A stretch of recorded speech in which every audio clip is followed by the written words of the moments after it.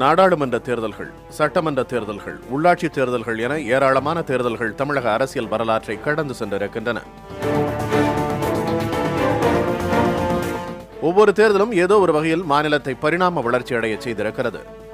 இதோ இன்னொரு தேர்தலும் வரப்போகிறது. இந்த தேர்தல் தமிழகத்துக்கு எதை கொண்டு வரப்போகிறது? இந்த தேர்தலுக்காக தமிழக அரசியல் கட்சிகளும் மக்களும் எப்படி தயாராகி வருகிறார்கள்? தேர்ந்தெடுக்கப்பட்ட பிரதிநிதிகளின் செயல்பாடுகள் பற்றி மக்கள் என்ன கருதுகிறார்கள் என்பன போன்ற கேள்விகளுக்கெல்லாம் விடை தேடுவதற்காக மாநிலத்தின் 234 தொகுதிகளிலும் நமது செய்தியாளர்கள் பயணம் செய்து வருகிறார்கள். வாக்களிக்க போகும் அனைத்து தரப்பு மக்களையும் கட்சி பேதமின்றி சந்தித்து வருகிறார்கள். மக்களின் கருத்துக்களை அப்படியே பதிவு செய்கிறார்கள். அவர்களுடைய அக்கறை பூரணமாக தொகுதிக்கு சேர்ந்திருக்கிறது அப்படின்னு சொல்ல முடியாது. ஏன்னா செய்ய வேண்டிய பணிகள் அதிகமாகத்தான் இருக்குது. எது எங்கேண்டு ஒரு பிரச்சனைன்னு சொல்லி எம்எல்ஏவை கூப்பிட்டால் எங்கள் கூட மக்களை எல்லா நாங்கள் கொடுக்குற குற்றத்தை அவர் நிறைவேற்றி வைப்பார். வாக்குறுதிகள் நிறைவேற்றப்பட்டிருக்கின்றனவா என்பதை நேரில் சென்று ஆய்வு செய்கிறார்கள். மக்கள் பிரதிநிதிகளிடம் மக்களே நேரடியாக கேள்வி கேட்பதற்கான வாய்ப்பை உருவாக்கி தருகிறார்கள். கும்மிடிப்பூண்டி முதல் குமரி வரையிலான இந்த கள ஆய்வில் இன்று நாம் பார்க்க போவது திருப்பூர் தெற்கு தொகுதி.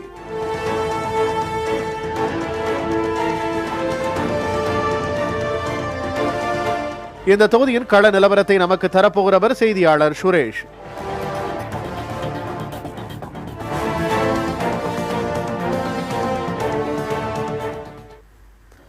ஆயத்த ஆடை தயாரிப்பு நிறுவனங்கள் அதிகம் உள்ளது திருப்பூர் தெற்கு சட்டமன்ற தொகுதி. இதன் சிறப்புகளை பார்க்கலாம்.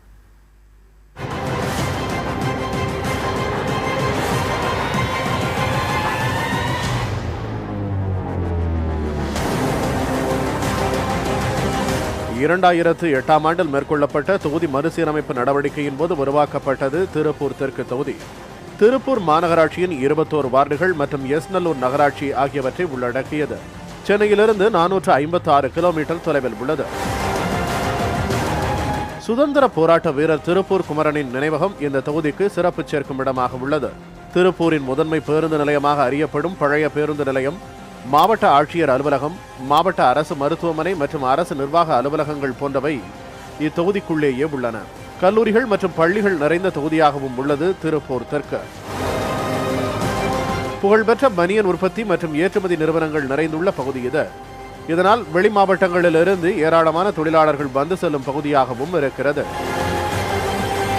ஆண் வாக்காளர்களை அதிகம் கொண்டுள்ள இந்த தொகுதியின் மொத்த வாக்காளர்களின் எண்ணிக்கை 2,46,541.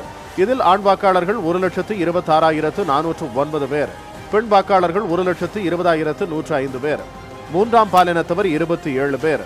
இந்த தொகுதியின் சட்டமன்ற உறுப்பினர் மார்க்சிஸ்ட் கம்யூனிஸ்ட் கட்சியைச் சேர்ந்த MK தங்கவேல். முதல் முறையாக 2011ஆம் ஆண்டு சட்டமன்ற தேர்தலில் போட்டியிட்ட தங்கவேல் கட்சியின் மாநில செயற்குழு உறுப்பினராகவும் உள்ளார். திருப்பூர் தெற்கு தொகுதியில் 2011ஆம் ஆண்டில் நடந்த சட்டமன்ற தேர்தல் குறித்த தகவல்களை பார்க்கலாம். திருப்பூரின் முக்கிய நகரப்பகுதிகளை உள்ளடக்கியது திருப்பூர் தெற்கு சட்டப்பேரவை தொகுதி. இந்த தொகுதியை பொறுத்தவரை 2008ஆம் ஆண்டு தொகுதி மறு வரையறைப்படி உருவாக்கப்பட்ட தொகுதி என்பதால் இதுவரை ஒரே ஒரு முறைதான் சட்டப்பேரவை தேர்தலை சந்தித்திருக்கிறது. அந்த சட்டப்பேரவை தேர்தல் 2011ஆம் ஆண்டு நடந்தது. இந்த 2011ஆம் ஆண்டு சட்டப்பேரவை தேர்தலை பொறுத்தவரை இந்த தொகுதியினுடைய மொத்த வாக்காளர்களுடைய எண்ணிக்கையானது 1,67,927 என்ற அளவில் இருந்தது. இந்த தேர்தலின் போது பதிவான மொத்த வாக்குகளினுடைய சதவீதமானது 73. இந்த தேர்தலில் போட்டியிட்ட மொத்த வேட்பாளர்களுடைய எண்ணிக்கை 12. தேர்தல் முடிவுகள் அறிவிக்கப்பட்டன. இந்த வேட்பாளர்கள் பெற்ற வாக்குகளின் விவரங்களை பார்க்கலாம். இந்த தொகுதியை பொறுத்தவரை இந்த தேர்தலில் தங்கவேல் மார்க்சிஸ்ட் கம்யூனிஸ்ட் கட்சியைச் சேர்ந்தவர் 75,424 வாக்குகளை பெற்றார். செந்தில்குமார் காங்கிரஸ் கட்சியைச் சேர்ந்தவர் 37,121 வாக்குகளை பெற்றார். பாயிண்ட் மணி பாரதிய ஜனதா கட்சியைச் சேர்ந்தவர் 4,397 வாக்குகளை பெற்றார். அந்த அடிப்படையில் இந்த தொகுதியினுடைய சட்டப்பேரவை உறுப்பினராக தங்கவேல் தேர்வு செய்யப்பட்டார். திருப்பூர் தெற்கு தொகுதி சட்டமன்ற உறுப்பினரின் செயல்பாடு எப்படி இருக்கிறது? மக்களின் எதிர்பார்ப்புகள் என்னென்ன பார்க்கலாம். எலெக்ஷன் நடக்கிற போது ஓட்டு கேட்க வந்த எம்எல்ஏ ரெண்டாவது இங்கே வரவே இல்லை. நாங்கள் எத்தனையோ அக்கப்போர் பண்ணி பார்த்தோம், தண்ணி வர்றதில்லை. வேற அந்த பாலம் கட்டாமல் கிடக்கிற போதெல்லாம் எடுத்து எழுதி கொடுத்தோம். அப்பங்க கவனிக்கல. இப்போ தான் பாலம் கட்டி இருக்கிறாங்க. எம்எல்ஏ அங்கே வர வேலையே இல்லை. என்ன ஏதுன்னு கேட்கறதும் இல்லை. பாலம் கட்டி கொடுத்துருக்குறாங்க. முதல்ல பாலம் இல்லாமல் கஷ்டப்பட்டுருந்தோம், தண்ணி இல்லாமல் கஷ்டப்பட்டோம். வீட்டுக்கு வீட்டுக்கு பைப் இருக்குது, எல்லாமே இருக்குது. பட்டா வாங்கி கொடுக்கணுங்க. நாங்களும் ஓட புறம்போக்கில் இருக்கிறோம். அது இன்னைக்கேடு நாளைக்கேடுன்னு சொல்கிறாங்க. அது நிஜமா இருக்கிறோமா என்ன பண்ணுறான்னு தெரியல. அதனால தான் நாங்கள் கேட்குறோம். இந்த கோரிக்கையை மட்டும் நிறைவேற்றி கொடுத்தாங்கன்னா சரி. இன்னைக்கு எடுத்துருவாங்க, நாளைக்கு எடுத்துருவாங்க. இதுக்கு பயந்து இருக்க வேண்டியதாக இருக்குது. கொடுக்குறோன்னா கொடுக்குறோன்னு சொல்லணும், இல்லைன்னா இல்லைன்னு சொல்லிட்டாங்க. நாங்கள் எங்கள் வாட்டுக்கு இருக்கோம்ல. இன்னைக்கு தருவாங்க, நாளைக்கு தருவாங்கன்ட்டு மதில் சேவர் சுற்றி சேவருக்கு போட்டு கொடுத்துட்டாங்களோ போகுது. இந்த சாக்கடையெல்லாம் வந்து ரொம்ப பிரச்சனையாக இருக்குதுங்க. குப்பை கொட்டுறதுக்கு ஒரு சௌகரியம் இல்லை. கொசு வந்து ரொம்ப இருக்குதுங்க. குழந்தைக்கு டாய்லெட் போகிறதுக்கு சௌகரியம் இல்லை. நிறையா பிரச்சனை இருக்குதுங்க. டாய்லெட் இல்லை, பட்டா பிரச்சனை இருக்குது. இந்த சாக்கடை தண்ணி இப்படி போகிறதுனால நிறையா கொசுனால டெங்கு காய்ச்சல் வருதுங்க. குழந்தைகளுக்கு பயங்கரமாக பாதிக்குதுங்க. இங்கே ஏராளமான சுகாதார பிரச்சனை இருக்குது. டெங்கு காய்ச்சல், மலேரியா இந்த மாதிரி நிறைய இருக்குது. நிறைய குழந்தைங்க மரணம் நிகழ்ந்துகிட்டே இருக்குது. அது வறுமை கோட்டு கீழ் இருக்கிறவங்க அதிகமாக பாதிக்கப்படுறாங்க. மாநகராட்சியும் எம்எல்ஏ அதை பற்றி சட்டமன்றத்தில் பேசுறதில்ல. அதுக்கான சுகாதார நடவடிக்கை அந்த நடவடிக்கை எடுத்த மாதிரி தெரியல. அடிக்கடி வராருங்க, பார்க்குறதுக்கெல்லாம் ஒன்றும் பிரச்சனை இல்லை. எங்களை வந்து பார்க்குறாரு, அடிக்கடி வந்து பார்க்குறாருங்க. எல்லாம் திருப்திகரமாக இருக்குங்க.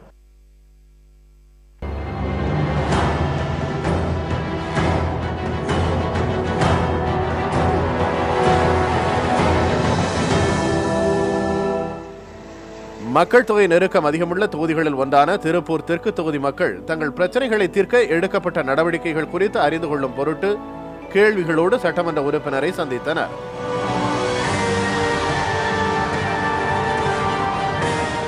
நமது செய்தியாளர் முன்னிலையில் கேள்விகளை கேட்டனர். கருமாரம்பாளையம் பகுதியில் இருந்துங்க சார், மணியாரம்பாளையம் பகுதிக்கு போறதுக்கு பாலம் கட்டிக்கிறாங்க. கட்டி 5 வருஷம் ஆச்சுங்க. 5 வருஷமா நில எடுப்பு பிரச்சனையினால வந்து இந்த பாலம் வந்து ஒன்றும் ரோடு போடாமல் இருக்கிறாங்க. ஆனால் நாங்கள் 2 வீலர் மட்டும்தான் போக முடியுது. அந்த வழியாவோ ஒரு காரோ ஆட்டோவோ போக முடியாத அளவுக்கு ரோடு வந்து மகா மோசமாக இருக்குது. மேலும் மாநகராட்சியிலேருந்து குப்பையே அங்கே கொண்டு போய் கொட்டுறாங்க. நாங்களும் கம்பி வேலி போட்டு ஊர் மக்கள் பொதுமக்கள் சார்பாக வந்து ஒரு போர்டெல்லாம் வச்சு கம்பி வேலி போட்டு எல்லாம் பண்ணிட்டோம். இருந்தாலும் மாநகராட்சி இவங்க யாரெல்லாம் கொண்டு போய் குப்பையை போட்டுறாங்க. அந்த பக்கம் வந்து நீங்கள் கொஞ்சம் மண் ரோடு போட்டு கொடுத்தா கூட போக்குவரத்து அதிகமானா இந்த குப்பை கொட்ட மாட்டாங்க. எங்களுக்கு இப்போதைக்கு கொஞ்சம் மண் ரோடு போட்டு மக்கள் போக்குவரத்து கொஞ்சம் வழி பண்ணி கொடுங்க. ஏற்கனவே அந்த பால வேலைக்கு முடிஞ்சாலும் கூட அந்த பாலத்தினுடைய முடிவில் இருக்கக்கூடியவர் ஒருத்தர் வழக்குக்கு போயிருக்கிறதுனால தான் அந்த வேலை பாதியில் நிற்கிது. ஏற்கனவே சட்டமன்றத்திலையுமே சொல்லியிருக்கிறார், திருப்பூர் நகரத்தில் இருக்கிற ஒரு 5 பால பணிகள் முழுமையடையாத இருக்கு. அது நெடுஞ்சாலைத்துறை சம்பந்தப்பட்டது. அதை தீர்வு காணணும்னு சொல்லியிருக்கிறோம். அதுக்கு நடவடிக்கை எடுக்கிறோம்னு அமைச்சரும் சொல்லியிருக்கிறாரு. அதுபோக நீங்க சொல்லியிருக்கக்கூடிய அந்த தீர்ப்பு வர வரைக்கும் இடைக்காலமா அந்த மண் ரோட்டை ஒழுங்குபடுத்தி போக்குவரத்தை ஒழுங்குபடுத்துறதுக்கு என்ன நடவடிக்கைங்கிறத நாம நெடுஞ்சாலைத்துறை அதிகாரிகிட்ட பேசிட்டு ஏற்பாடு பண்றோம். பள்ளி கட்டடங்கள் குறித்த கேள்விக்கும் எம்எல்ஏ விளக்கம் அளித்தார். பள்ளிக்கூடங்கிற முறையில் இங்கே கிட்டத்தட்ட 31 லட்சம் ரூபா 2 கட்டமாக ஒதுக்கி நாங்கள் பண்ணியிருக்கோம். இந்த பகுதியில் கான்ட்ராக்டர் செஞ்சதில் சில குறைபாடு இருக்குன்னு சொல்லியிருக்கீங்க. இந்த கான்ட்ராக்டர்கிட்ட செய்கிற போது பார்த்து செய்யலாம். அதை ரிப்பேர் பண்ணியுமே இவங்களை வச்சு பண்ண சொல்லலாம். 4.5 ஆண்டுக்கும் மேலாக சட்டமன்ற உறுப்பினராக பணியாற்றி வரும் தங்கவேல் தான் நிறைவேற்றிய நலத்திட்டங்களை மக்களை அழைத்து சென்று காட்டினார். அப்போது நமது செய்தியாளர் கேட்ட கேள்விகளுக்கும் அவர் விளக்கம் அளித்தார். அதாவது 2011 பெஞ்ச கடுமையான மழையில் இதனுடைய தரைப்பாலம் பூரா மழை வெள்ளத்தில் அடிச்சுட்டு போயிடுச்சு. பட்டுக்கோட்டையார் நகர் இந்த பகுதி காட்டுளவு இந்த டவுன் இணைக்கிற ஒரு முக்கியமான சென்டர்.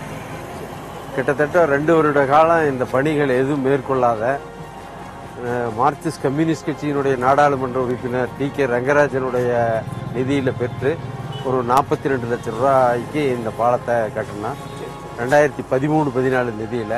அதுக்கு பிற்பாடு இந்த பகுதி மக்கள் அங்கே போகிறதுக்கு அங்கிருந்து இங்கே வர்றதுக்கும் ஒரு சிறு தொழில்கள் அதிகமாக நடக்கிற பகுதிங்கிறதுனால உதவியாக இருந்தது.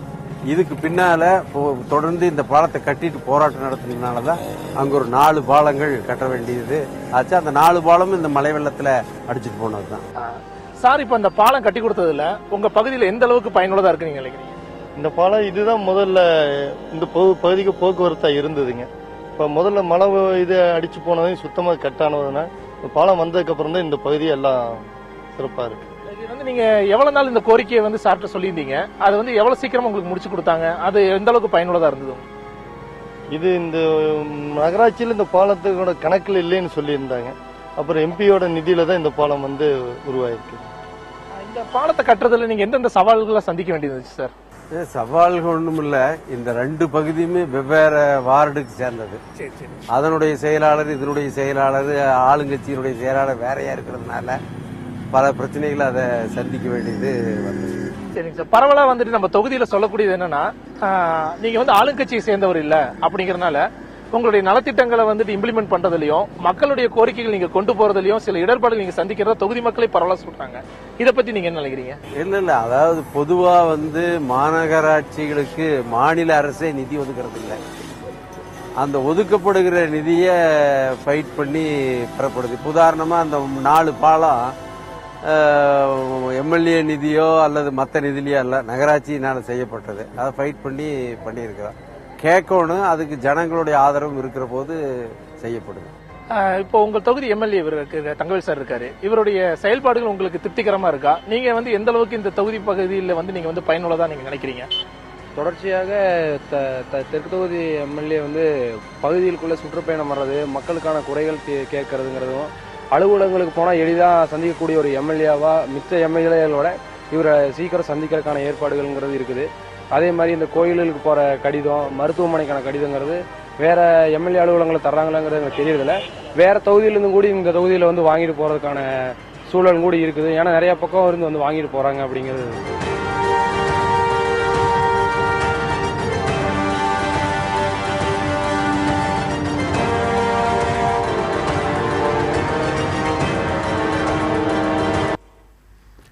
திருப்பூர் தெற்கு தொகுதி மக்களுக்கு அரசியல் விழிப்புணர்வு எந்த அளவிற்கு இருக்கிறது பார்க்கலாம்.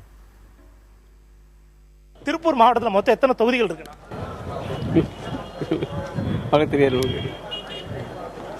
சரியா தெரியல. 7 தொகுதிகள் இருக்கு. மொத்தம் 8 தொகுதிகள் இருக்கு. இப்போ அடுத்தபடி இன்னொரு கொஸ்டின், நம்ம திருப்பூர் மாவட்டத்திலிருந்து தேர்ந்தெடுக்கப்பட்ட அமைச்சர் யாருன்னு தெரியுமா? அவர் வந்து வனத்துறை ஆனந்தன். நம்ம தமிழ்நாடோட ஆளுநர் பேர் தெரியுமா? ரோசையா. நம்ம திருப்பூர் மாவட்டத்தோட ஆட்சியர் பேர் தெரியுமா?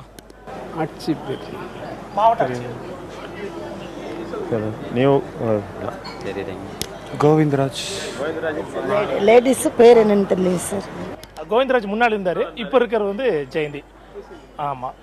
இப்போ அடுத்தபடியா திருப்பூர் மாவட்டத்தில் தெற்கு தொகுதியை சேர்ந்த எம்எல்ஏ பேர் தெரியுமா? திருப்பூர் தெற்கு எம்எல்ஏ பேர் சரவணன். கிடையாதுங்க சார். திருப்பூர் தெற்கு தொகுதி முழுவதும் பயணம் செய்து ஆய்வினை மேற்கொண்ட செய்தியாளர் சுரேஷ்குமார் நம்மோடு இணைந்திருக்கிறார். வணக்கம் சுரேஷ்குமார். தொகுதி மக்களின் ஒட்டுமொத்த எதிர்பார்ப்பு என்ன? வெங்கட், நம்ம செய்தி தொகுப்பில் பார்த்துருப்போம். 2011ஆம் ஆண்டு அதிமுகவுடன் கூட்டணி அமைத்து சிபிஎம்மோட வேட்பாளராக தங்கவேல் நின்று இந்த தொகுதியில் ஜெயிச்சாரு. திருப்பூர் தெற்கு தொகுதி மட்டும் இல்லை, திருப்பூர்லேயே ஒரு அடிப்படையாக 2 சவால்களை சந்திக்க வேண்டியது இருக்குது. அதாவது மையப்பகுதியில் அமைஞ்சிருக்க நொய்யல் நதி கழிவுநீர் வந்து மாநகராட்சி கழிவுநீர் அதிகமாக கலக்கிறதுனால ஒரு சுகாதாரம் என்பது திருப்பூரில் வந்து ஒரு கேள்விக்குறியாகவே இருக்குது.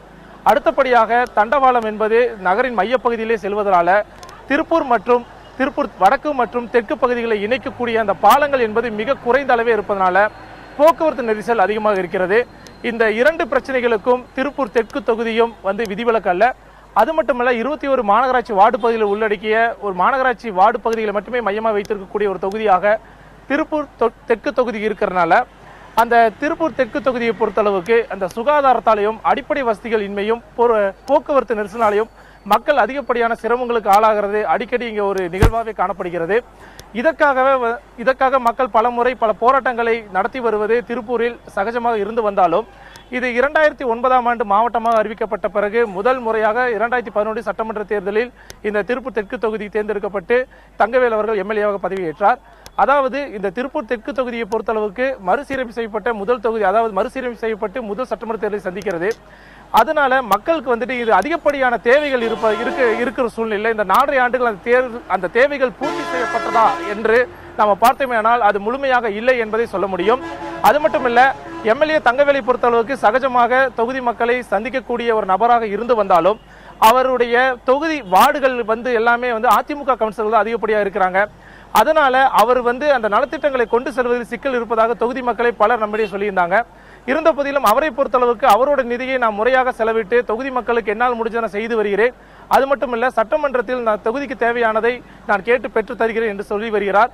இருந்த போதிலும் அந்த தொகுதி மக்களை பொறுத்தளவுக்கு அவர்களுடைய அடிப்படை வசதிகளும், போக்குவரத்து நெரிசல், சுகாதாரம், இது மூன்றும் மிகப்பெரிய அவர்களுக்கு ஒரு குதிரை கொம்பாக இதுவரைக்கும் இருந்து வருகிறது. வெங்கட். சுரேஷ்குமார், திருப்பூர் மாவட்டத்தின் பிற தொகுதிகளை ஒப்பிடும் பொழுது இந்த தொகுதியின் நிலை என்ன? பிற தொகுதியை பொறுத்தளவுக்கு திருப்பூரில் சிட்டிக்குள்ள இருக்கக்கூடிய 2 தொகுதிகள் எடுத்துட்டோம்னா திருப்பூர் வடக்கு மற்றும் திருப்பூர் தெற்கு. மற்ற எல்லா தொகுதிகளும் கிட்டத்தட்ட கிராமங்களை உள்ளடக்கிய தொகுதியாக இருந்து வருவதனால அந்த பிற தொகுதிகளை காட்டிலும் மக்கள் அதிக நெரிசல் உள்ள ஒரு தொகுதியாக இருக்கும் தொகுதி என்பது திருப்பூர் தெற்கு தொகுதியாக இருந்து வருகிறது. அது மட்டும் இல்ல, இங்க தொழிற்கூடங்கள் மற்றும் தொழிலாளர்கள் அதிகப்படியாக இருந்து வராங்க. இவங்கள் அதிகப்படியான தொழிலாளர்கள் வெளி மாவட்ட வெளி மாநிலத்தை சேர்ந்தவர்கள் அதிகமாக இருக்கிறதுனால இங்க வாடகைக்கு குடியேறவர்களே அதிகப்படியாக இருக்காங்க. அதனால அவர்களுக்கு கிடைக்கக்கூடிய அடிப்படை வசதிகள் என்பது கேள்விக்குறியாக இருந்து வருகிறது. பிற தொகுதிகளை காட்டிலும் இந்த தொகுதியில் எப்பொழுதும் போக்குவரத்து நெரிசல் இருந்து கொண்டே இருக்கிறது.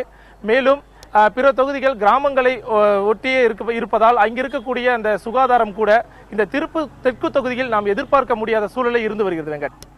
சுரேஷ்குமார், நீங்க அவர் ஆளுங்கட்சியை சேர்ந்தவர் அல்ல என்பதனால் ஏதாவது சங்கடங்களை சந்திக்கிறீங்களான்னு கூட கேட்டீங்க. அவர் வேறு சில காரணங்களையும் சொன்னார். இந்த காரணங்களை எல்லாம் மக்கள் ஏற்றுக்கொள்கிறார்களா? நிச்சயமாக இல்லை என்றே சொல்ல முடியும். ஏனென்றால் இந்த 2011ஆம் ஆண்டு அதிமுகவுடன் கூட்டணி அமைத்து சிபிஎம் ஆனது இந்த தேர்தலை சந்தித்தது. அதன் பிறகு நாடாளுமன்ற தேர்தலில் அந்த கூட்டணி உடன்பாடு என்பது இல்லாத காரணத்தால் 2014 பாராளுமன்ற தேர்தலுக்கு பிறகு அதிமுக மற்றும் சிபிஎம் கட்சிகளிடையே ஒரு இணக்கமான சூழல் இல்லாத காரணத்தால் மக்களிடையே இவர் எடுத்து செல்லக்கூடிய திட்டங்கள் என்பது அவங்களுக்கு போதுமானதாக இல்லை என்பதால் அவர்களை பொறுத்தளவுக்கு இந்த அதிமுக கூட்டணி வைத்து நீங்க சிபிஎம் சந்தித்த தேர்தல் என்பதால் இவர்களுக்கு கொடுத்த வாக்குறுதியை முழுமையாக நிறைவேற்ற வேண்டியது இவரது கடமை என்பதே அவர்களுடைய முக்கிய ஒரு பதிலாக இருக்கிறது. வெங்கட்.